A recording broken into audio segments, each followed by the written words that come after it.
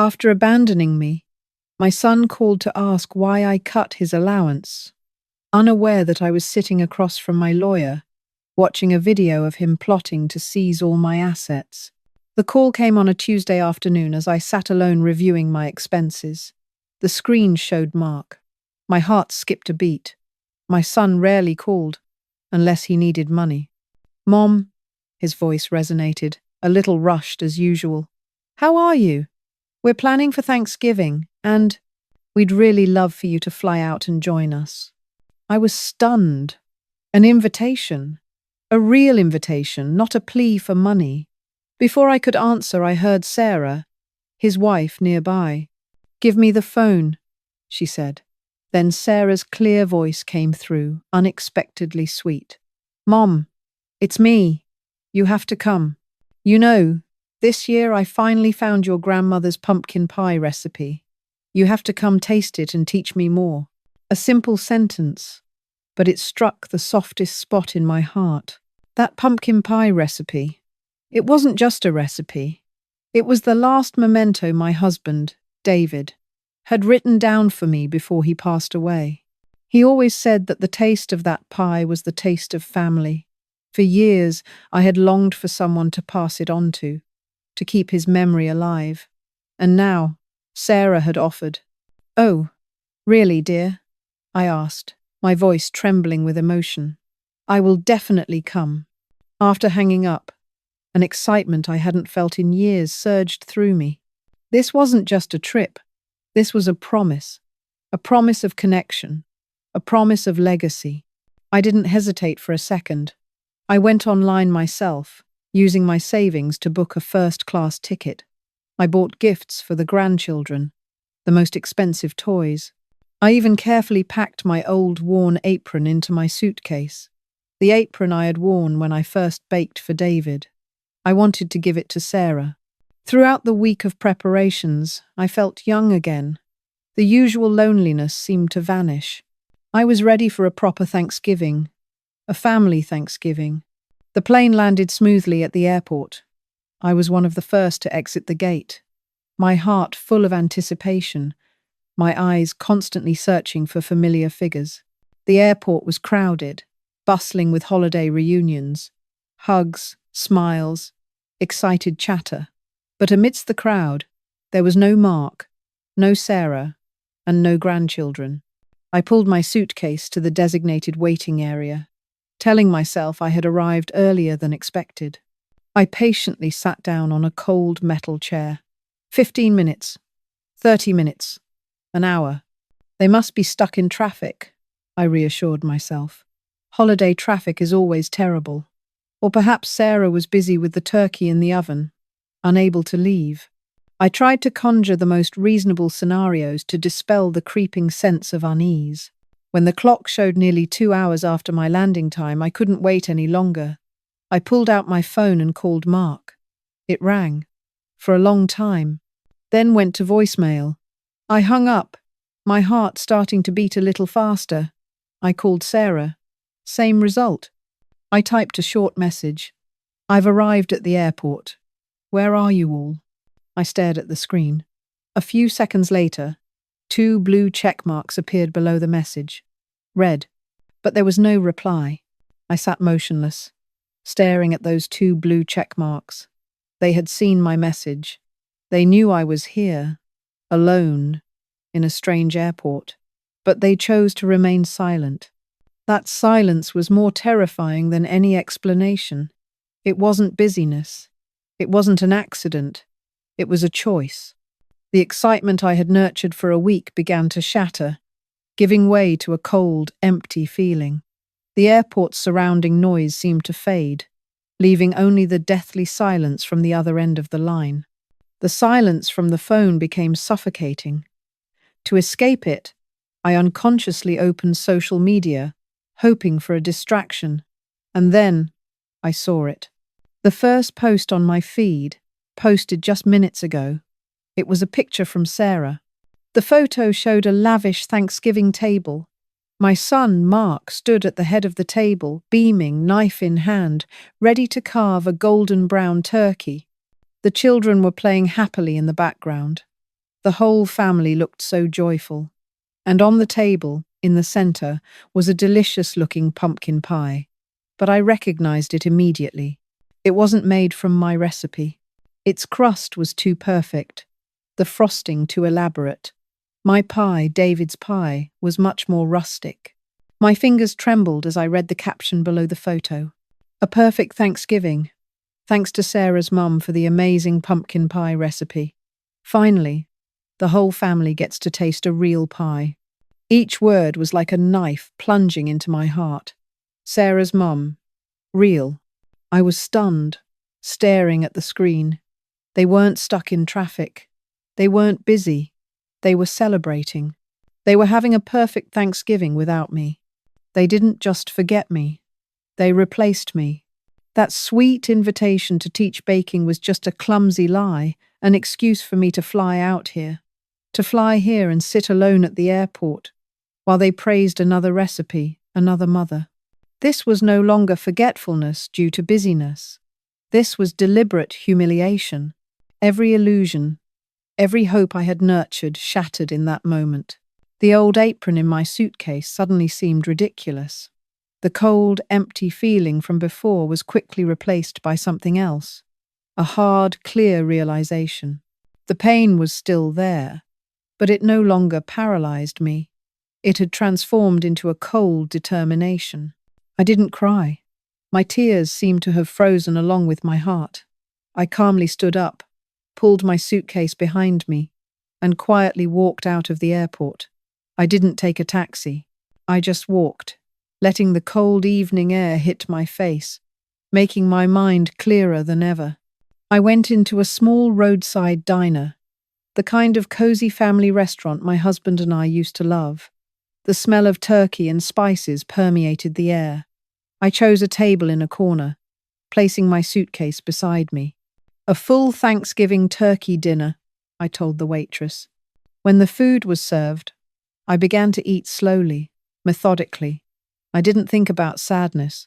I didn't think about betrayal. Instead, I thought about numbers. With 30 years of experience as a treasurer for a large company, my mind automatically switched to settlement mode. I began to calculate their house down payment, the private school tuition for the grandchildren that I had paid for the past 5 years, their anniversary trip to Europe, the times they had unexpected difficulties that required my help. Every number, every expense appeared vividly in my mind, accurate to the penny. I had given too much, not just money, but time and love. And in return, I received an empty seat at the airport and public humiliation. I finished the last bite of pumpkin pie. It wasn't as good as mine. As I placed the payment on the table, a decision had formed, clear and decisive. No more unconditional allowances. No more silent sacrifices. It was time to audit the assets. Not just financial assets, but emotional assets too. It was time to close the books. After dinner, I didn't go back to the airport. The flight home could wait. There was something I needed to do right here in this city. I went to a nearby hotel and booked a room for the night.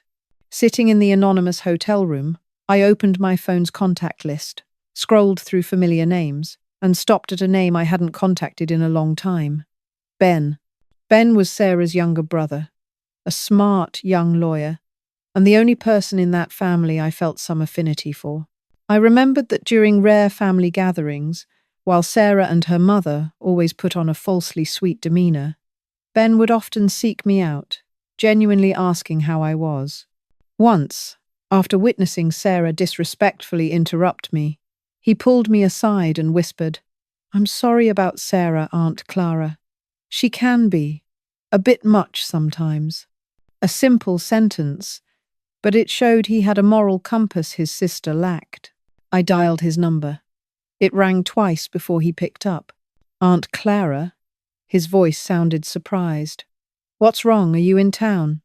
"Yes, Ben," I said, my voice calm and straight to the point, without any emotional embellishment. "I'm at the Marriott near the airport. I need a lawyer." There was a pause on the other end. "A lawyer? Are you Are you all right? I am perfectly fine, I replied, my voice firm. But there are some financial matters that need to be resolved. Ben, I know this might be an awkward request, but I need someone I can trust. I paused for a beat and then continued, emphasizing each word. But more importantly, I need someone who stands for the truth, no matter who that truth involves. Another pause. I could imagine him wrestling with his thoughts. But then his voice came through, firm and clear. I understand. 9 o'clock tomorrow morning. In the hotel lobby, Aunt Clara. We'll talk. When I hung up, I felt a glimmer of hope. I was no longer alone in this fight. I had an ally. Someone with not only legal knowledge but also inside information. Someone who knew his sister's true character. The next morning, as I was getting ready to meet Ben in the hotel lobby, my phone vibrated. It was a message from Mark. After more than 12 hours of silence, he finally spoke. Mom, I'm so sorry. Last night was so busy we completely forgot. Everything was just a mess. Please come over. We're waiting. Forgot. A clumsy and lazy lie. They didn't forget. The social media photo was proof. They just thought a perfunctory apology would be enough to appease me, to get things back to normal, to keep the money flowing. I stared at the message, feeling no anger, only a cold emptiness. I didn't reply. I deleted the message, put my phone in my pocket, and walked down to the lobby. Ben was already there, holding a briefcase. Hello, Aunt Clara, Ben said, his eyes a little apologetic. Before we start, I want to say again, I'm truly sorry for my sister's actions. It's all right, Ben, I interrupted. Today we're not talking about feelings. We're talking about the law. Instead of going to his office, we went to the main branch of the bank I had been dealing with for 40 years. Here, I didn't just request to stop all automatic monthly transfers to Mark. I requested something much bigger. With Ben's help, I requested to meet with a senior manager and presented the necessary documents. Ben explained to the manager, while I sat in silence.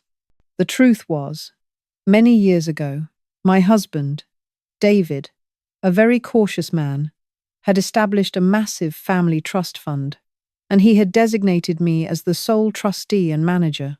Mark and Sarah had no idea about the existence of this fund. They always thought I was simply depleting my meager savings, that I was a generous but somewhat financially naive old woman.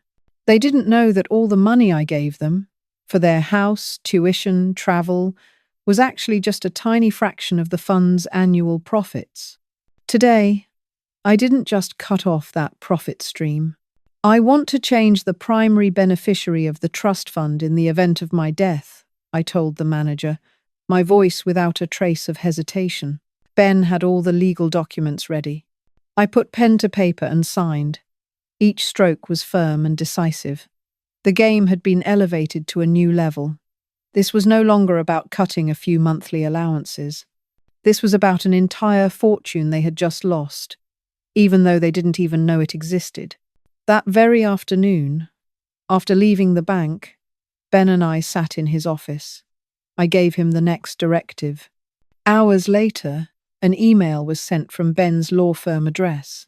Recipients: Mark and Sarah. The email was written in cold, precise legal language. It announced that, effective immediately, all informal financial support from Mrs. Clara Reynolds would cease. But that wasn't all. The final paragraph of the email was the real blow.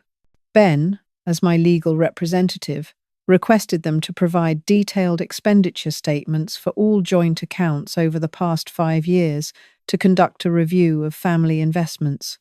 I imagined them reading this email, their confusion, their anger, and most of all, their panic. They weren't just cut off from money. They were also being asked to account for it. They wouldn't understand why their seemingly gentle mother would suddenly act so decisively and methodically. And the biggest shock for Sarah, perhaps, was seeing the sender's name, her own brother. As I predicted, they couldn't stay still. 2 days later, a rental car screeched to a halt in front of my house. Mark and Sarah got out, their faces devoid of the false sweetness of their previous calls. They stormed into the house, not even bothering to greet me. "What the hell are you doing?" Mark yelled, waving his phone with Ben's email. "Lawyer? Why did you hire a lawyer?" Sarah was even angrier. "And why, Ben? Are you deliberately trying to embarrass our family?" I sat calmly in my armchair, holding a cup of tea, completely unperturbed by their fury. "I'm just tidying up the books," I said, my voice even. "Over the years, you've spent a lot of my money. Now I have the right to know what that money was used for." "That was money you voluntarily gave us," Sarah retorted, her voice shrill. "You gave it to us. It was a gift." I smiled faintly, a smile they had never seen before. "Yes, and now I voluntarily choose not to give any more." I placed my teacup on the table. "Oh, and since you're already here, I also want to show you this." I reached for the tablet on the coffee table, opened a pre-prepared video, and turned the screen towards them. Mark and Sarah frowned, perhaps thinking I would show them that embarrassing Thanksgiving photo. But no. The video appeared, eerily familiar. It was footage from the security camera right outside my gate, recorded just a week ago, on the day they visited to discuss Thanksgiving. The video showed them smiling and waving goodbye to me at the door.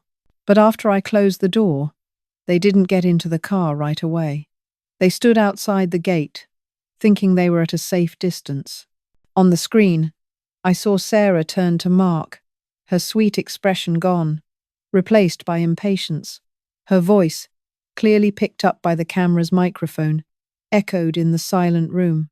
"Hurry up, get a signature on the power of attorney, and we're done. No more listening to her whine about those stale pumpkin pie recipes." The video ended. All their excuses, all their anger, dissolved. The sweet invitation, the promise of pumpkin pie. It was all part of a calculated plan to seize my assets. Their thoughtlessness wasn't due to busyness. It was contempt. They were stunned, colour drained from both their faces. Sarah's mouth hung open, unable to utter a word. Mark slumped into the opposite chair, burying his face in his hands. I looked at them, no longer angry, only deeply disappointed. "Your father, David," I began, my voice cold and firm, was a very cautious man. He anticipated everything. I paused, letting the final truth sink in. "Your father's trust fund," I said, "will never belong to those who only wait for their parents to pass away. I have already changed the primary beneficiary." "Who is it?" Mark stammered, lifting his head, a last desperate glimmer of hope in his eyes. I looked him straight in the eye, extinguishing that hope without mercy. "Someone who knows how to appreciate the value of family, and that is not you." I didn't specify who it was. I would let them live the rest of their lives with torment and speculation, wondering about the fortune they had personally thrown away. The confrontation was over. I had won, but it was a victory without joy. Christmas arrived, bringing white snowflakes that covered my small garden. But the atmosphere inside the house was warmer than ever. The house was beautifully decorated, not with expensive items, but with laughter and cheerful stories. The long dining table in the living room, once set only for three in hopeless anticipation, was now packed. Ben and his wife and children were here, their children chattering excitedly as they showed off their Christmas gifts. My close friends, who had been with me through years of loneliness, were also present. We raised our glasses together, sharing the dishes I had prepared myself. And of course, there was a pumpkin pie, made exactly to David's recipe. I sat at the head of the table, the seat my husband always reserved for me, and smiled. A genuine smile from the heart. I looked around my table, a table built not from obligation, but from genuine love and appreciation. Opposite me, right next to me, there was a respectfully empty chair. There was no plate on it, only a single white rose neatly placed. It was David's chair, my husband's. But tonight, it held another meaning. It was a symbol of the seat Mark and Sarah had forfeited themselves, the seat at the family table they had scorned. I once flew a long distance for a non-existent seat at their table.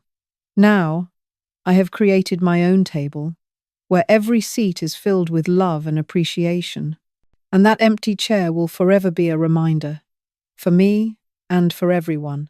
Family is a choice nurtured every day, not an entitlement to be demanded. And sometimes the hardest choice is letting go. 74.6 seconds. Use arrow up and arrow down to select a turn, enter to jump to it, and escape to return to the chat.